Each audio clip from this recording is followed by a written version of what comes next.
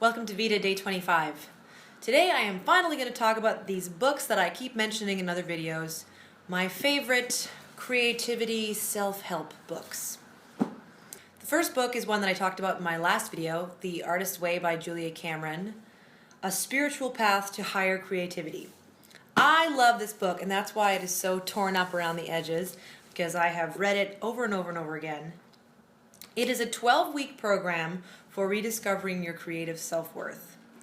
Every week you rediscover something different. For instance, recovering a sense of safety, recovering a sense of identity, a sense of power, integrity, possibility, abundance, and finally all the way to a sense of faith. She uses the word God in the book, and a lot of people shy away from the book because of the talk about God and spirituality, but she says right at the beginning that faith can be whatever it means for you. It doesn't have to be specifically God. And she says anywhere you see the word God, you can replace it with the universe or whatever. I love this book because it gives such practical tools for creativity. So she has a chapter called The Basic Tools, and those are the morning pages. The morning pages are 3 pages of free-form journaling. I think I did this book for the first time in like 2011 or 2012, and I have literally been doing morning pages since then. It was such a transformative part of my practice that I've never stopped doing it. Her other tool, as I mentioned in the last video, is the artist date, where you take yourself out once a week by yourself to treat yourself to something that will feed your inner artist or your inner child. So that could be going to the movies or getting an ice cream cone or going to a museum or crafting or literally whatever brings you joy and makes you feel a sense of abundance. That is what your artist date should be. I have some underlined quotes here. So this says, the artist's brain is the sensory brain, sight and sound, smell and taste, touch. These are elements of magic, and magic is the elemental stuff of art. So your artist date should be magical, delightful, fun, that kind of thing.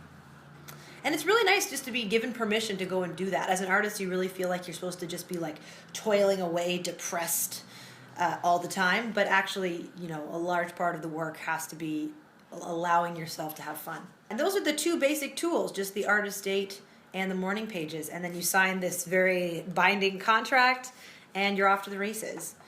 Every week you do certain tasks. You do a reading and there's some questions that you ask yourself. And at the end of the week, you do a check-in to see which tasks were enjoyable for you, which ones were difficult, and what that means for your practice.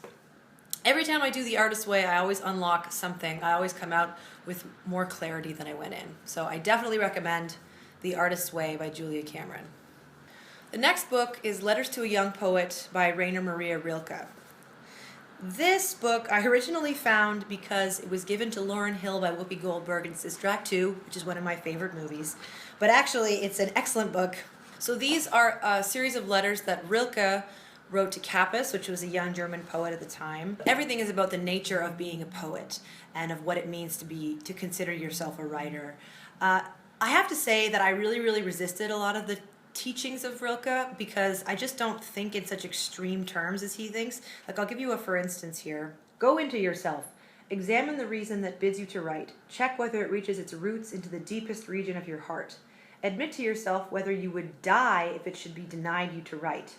This above all, ask yourself in your night's quietest hour, must I write?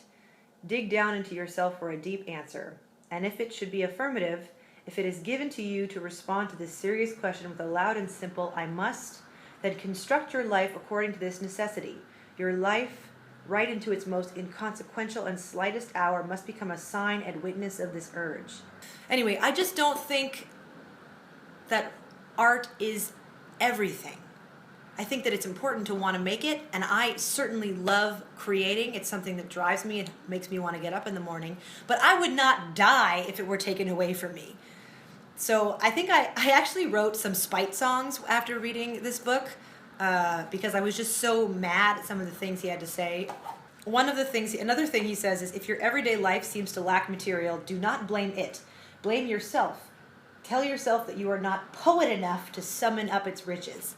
And I was so mad about that, I went outside and wrote a line about some mundane element of my own life, and that ended up with one of my favorite songs ever. So it was a song that was written out of spite, but in the end, Rilke was right.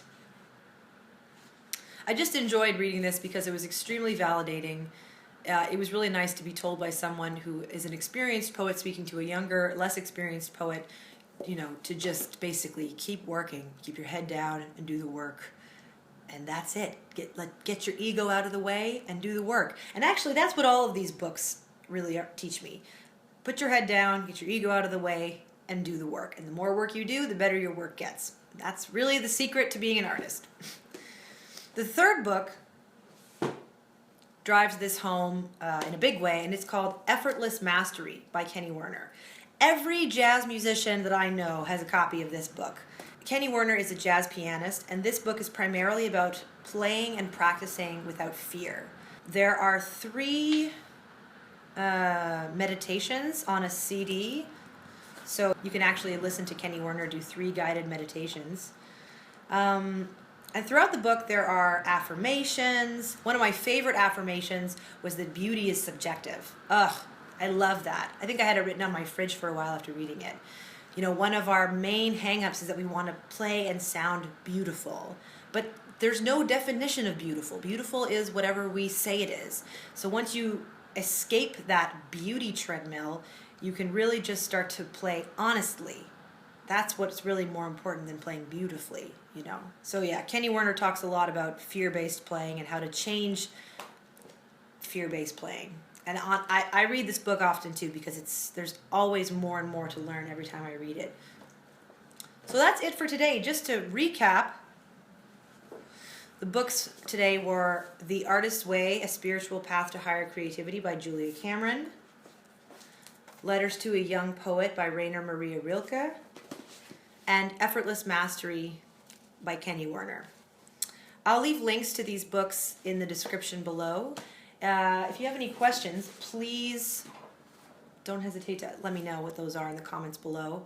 If you like what you saw today, please like and subscribe. I would be happy to talk more about the books that have influenced my work over the years. There are more. I'm just taking a look at my bookshelf. There's always more to talk about. That's it for today. My name is Renee, and I'll see you tomorrow. Bye!